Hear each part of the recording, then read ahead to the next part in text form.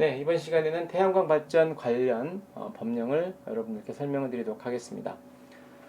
태양광 발전 관련 법령들은 여러 가지가 있겠지만 이번 시간에 여러분들께 드릴 내용은 총 5가지 정도로 정리를 해 보았습니다. 자, 그래서 전기사업법, 그 다음에 신에너지 및 재생에너지 개발 이용 보급 촉진법, 그리고 세 번째는 신재생에너지 공급 의무화 제도 및 연료 혼합 의무화 제도 관리 운영 지침, 네 번째는 산지관리법, 마지막으로는 농촌 및 식품산업기본법과 농지법에 대해서 설명을 드리도록 하겠습니다. 자, 전기사업법에서는 우리가 이제 흔히 얘기하는 태양광 발전 사업 또는 태양광 발전 사업자에 대한 용어를 여러분들이 이해하실 수 있는 법이 되겠습니다. 발전 사업이라고 하는 것은 전기를 생산하여 이를 전력시장을 통하여 전기 판매 사업자에게 공급하는 것을 주된 목적으로 하는 사업을 말하고 있고요. 그 다음에 발전 사업자라고 하는 것은 전기사업법 제7조 1항에 따라 발전 사업의 허가를 받은 자를 발전 사업자, 즉 그래서 우리가 하고자 하는 태양광 발전 사업 또는 태양광 발전 사업자에 대한 용어를 정의하시면 될 것 같습니다. 자, 두 번째는 이제 전기사업법에서 얘기하는 전기사업의 허가의 주체가 누구인가에 대한 부분인데요. 자, 전기사업을 하려는 자는 전기사업의 종류별로 산업통상자원부 장관의 허가를 받도록 되어 있습니다. 자, 그래서 허가권자는 산업통상자원부 장관이고요.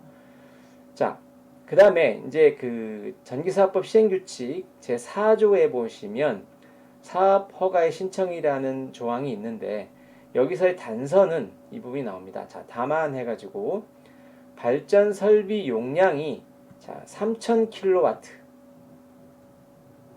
자, 이하인 경우에는 발전 사업 허가의 주체가 우리가 흔히 얘기하는 시도지사로 바뀝니다. 자, 그래서 발전 사업 허가를 신청을 하는 데 있어서 3000km 초과하는 경우에는 산업통상자원부 장관의 허가를 받아야 되고 그 3000km 이하인 경우에는 시도지사에게 허가를 받으면 되는 것으로 여러분들이 정리를 하시면 되겠습니다.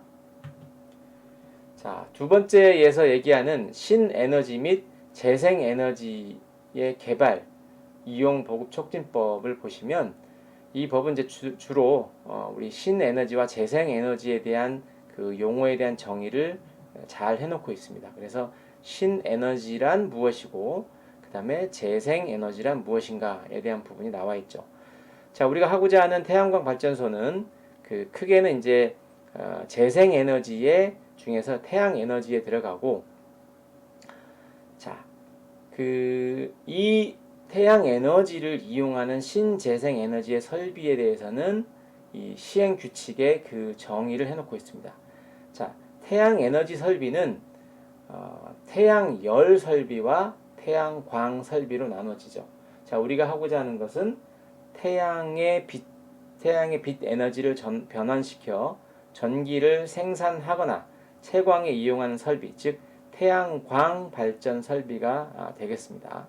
자, 그래서 우리가 이제 신재생 에너지 설비 또는 신재생 에너지 발전, 그다음에 신재생 에너지 발전 사업 이런 부분들이 여기에 모두 정의가 되었기 때문에 여러분들이 이 부분을 잘 활용을 하시면 용어의 정의에 도움이 되겠습니다. 자, 그 다음에 이제 앞에서도 봤지만 신재생 에너지의 공급 의무자가 누군가 하는 부분들도 여기서 이제 우리 법으로 정해져 있죠. 자, 그래서 발전 설비가 이제 50만 킬로와트 이상인 경우, 그 다음에 수자원공사, 지역 난방공사, 그 다음에 이제 그 산업통상자원부 장관이 이제 공급 의무자 이 부분을 이제 공고하게 되면 이 신재생 에너지 공급 의무자가 이제 정해지는 이제 그런 상황이 되겠습니다. 자, 그 다음에 이제 공급 인증서에 대한 얘기도 이 법에 나와 있습니다. 그래서 좀 더 자세한 내용들은 여러분들이 이 법을 이용하시면 될 것 같습니다. 자, 그 다음에 이제 더 중요한 그 신재생 에너지 공급 의무화 제도 및 연료 혼합 의무화 제도 관리 운영 지침을 보시면 이 내용은 이제 그 조별로 여러분들께 설명을 드리면 제 3조는 주로 이제 용어에 대한 정의가 나옵니다. 그래서 공급 의무자, 그다음에 의무 공급량, 공급 인증 기관, 그다음에 이제 공급 인증서, 또 REC 아시죠? 그다음에 태양광 대여 사업, 신재생 에너지 생산 인증서, 뭐 REP, 고정 가격 계약, 이거 중요하죠. 이 내용, 공급 인증서, 그다음에 REC 이런 부분들도 여러분 다시 한번 정리를 하고 싶으시면 이 운영 지침을 보시면 되겠습니다. 자, 5조에서는 이제 공급 인증 기관이라고 내용이 이제 규정이 되어 있는데 신재생 에너지 센터의 업무 또는 한국전력거래소의 업무가 규정이 되어 있고요. 제6조에서는 신재생 에너지의 공급 인증서 발급 대상, 그다음에 제7조에서는 공급 인증서의 가중치, 이건 뭐라고 했죠? 가중치는 돈이다. 그다음에 이제 이거는 설치하는 장소에 따라서 이 가중치가 달라지죠. 자, 그리고 이제 9조에 보시면 공급 인증서의 발급 및 거래 수수료라는 부분이 나오죠. 자, 그래서 발전 설비 용량이 100kW 미만인 발전소에는 이 발급 수수료와 거래 수수료에 대한 부분이 이제 면제가 되는데 100kW 이상인 경우에는 이제 공급 인증서를 발급할 때, 발급은 이제 우리가 매월 말 한전에서 검침을 하고 이게 이제 매월 15일경에 한전에서 이제 그 발전 사업자에게 지난달에 발전량이 얼마라는 것을 알려주고 그걸 세금 계산서를 발급을 한다고 그랬죠. 자, 이게 이런 절차가 되게 되면 이제 이 발전량이 에너지공단으로 가서 에너지공단에서 이제 공급 인증서를 발급하게 되는데 이 발급할 때에 납부하는 수수료가 1REC당 50원이 되겠고, 그 다음에 발급된 REC를 발전 자회사에게 현물 시장이든 또는 그 계약 시장에서 매매를 하게 되죠. 공급 인증서를. 그때 이제 REC당 50원에 대한 그 거래 수수료가 발생이 되겠습니다. 자, 그 다음에 10조에서는 이제 아주 중요한 이 부분이 규정이 되어 있는데 고정 가격 경쟁 입찰 제도라는 부분이 규정이 되어 있습니다. 자, 여기서는 이제 고정 가격 계약에 대한 부분이 20년으로 나와 있고, 자, 그 다음에 100kW 미만 설비인 경우에는 이제 우선 선정할 수 있다 하는 조항이 되어 있죠.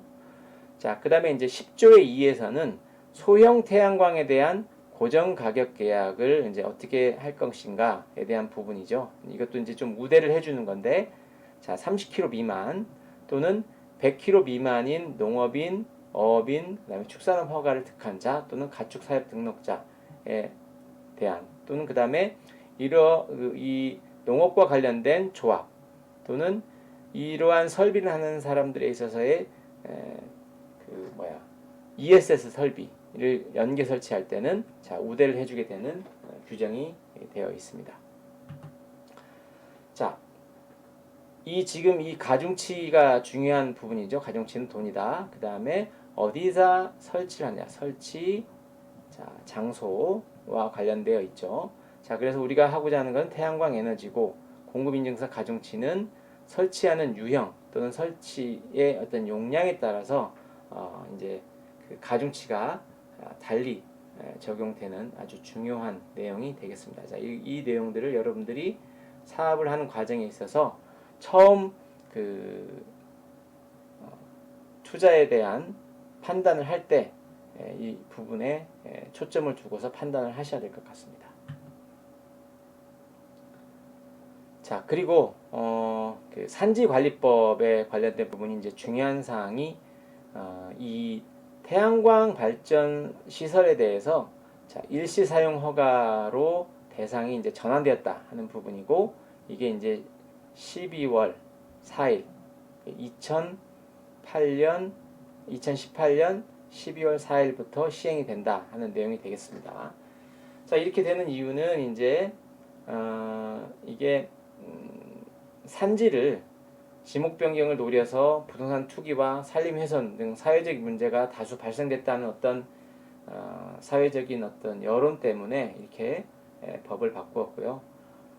그 다음에 이제 산지 전용 허가가 아닌 일시 사용 허가의 대상으로 전환을 하고, 그래서 이제 지목도 변경하지 못하도록 하고, 최대 20년간 산지를 사용하고 그 다음에 원상 복구하는 부분으로 이제 내용이 바뀌었습니다.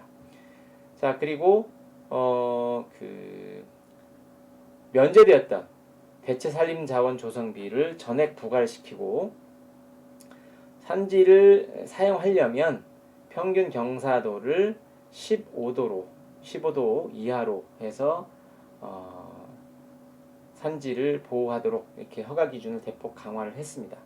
자, 이것은 여러분들이 이제 주로 토지를 저렴하게 매입을 해서 태양광 발전소를 설치하려고 하는 입장에서 보시면 가장 저렴한 토지가 임야이기 때문에 임야에 대한 어떤 그 태양광 발전소 설치가 발전소 설치가 굉장히 매력적이었지만 지목도 바뀌지 않고 또는 원상 회복을 해야 되고 이런 부분들이 바뀌었다 보니까 이 내용들을 혹시 매입을 해서 태양광 발전소를 설치하려고 하시는 분들은 상당히 고려를 하셔야 될 내용인 것 같습니다.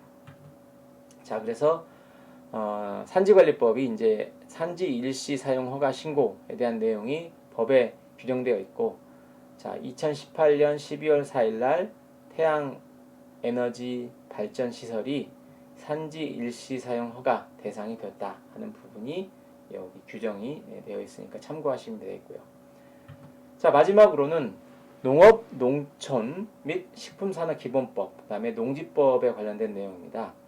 자, 이것은 이제 우리가 농업인 등에 대한 고정가격 계약 경쟁 입찰의 우대에 관련된 부분으로서 이제 나오게 되는데, 자, 사업 내역서 평가를 할 때, 자, 주민, 즉 농업인 등이 어떻게 참여해서 신재생 에너지 발전소 등 발전소 건설이 지역 및 산업 발전에 끼치는 영향 등을 이제 판단할 때 이 부분이 이제 고려되는 요소가 되겠습니다. 자, 그래서 이제 농업인 등에 대한 조건 등을 이제 법에서 규정하고 있는 부분들을 얘기를 하고 있는데요. 자, 농업, 농촌 및 식품산업기본법 시행령 제3조 1항 제1호에 해당하는 자, 또는 자, 농지법 제2조 2호 및 시행령 제3조에 해당하는 자로서 해당 내용을 확인할 수 있는 증빙 자료를 추가 제출할 때 이 부분을 인정을 받아서 이제 우대를 받는 그런 부분이 되겠습니다.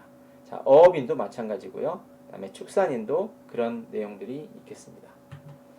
자, 이 농업, 농촌 및 식품산업기본법에서는 자, 농업인이라고 하는 부분을 어떻게 규정을 해놓냐면 농업을 경영하거나 이에 종사하는 자로서 대통령령으로 정하는 기준에 해당하는 자를 얘기를 하고 있죠. 자, 그래서 여기 보시면 농업인의 기준에서 1,000제곱미터 이상의 농지를 경영하거나 경작하는 사람으로 이제 이 내용이 정해져 있고요. 자, 두 번째 이제 농지법에서 보시면 농업인이라고 보면은 이제 농업에 종사하는 개인으로서 대통령령으로 정하는 자를 말한다 해서 이 농업인의 범위는 여기도 마찬가지지만 1,000제곱미터 이상의 농지에서 농작물 또는 다년생 식물을 경작 또는 재배하거나 1년 중 90일 이상 농업에 종사하는 자로서 이 농업인을 규정하고 있습니다.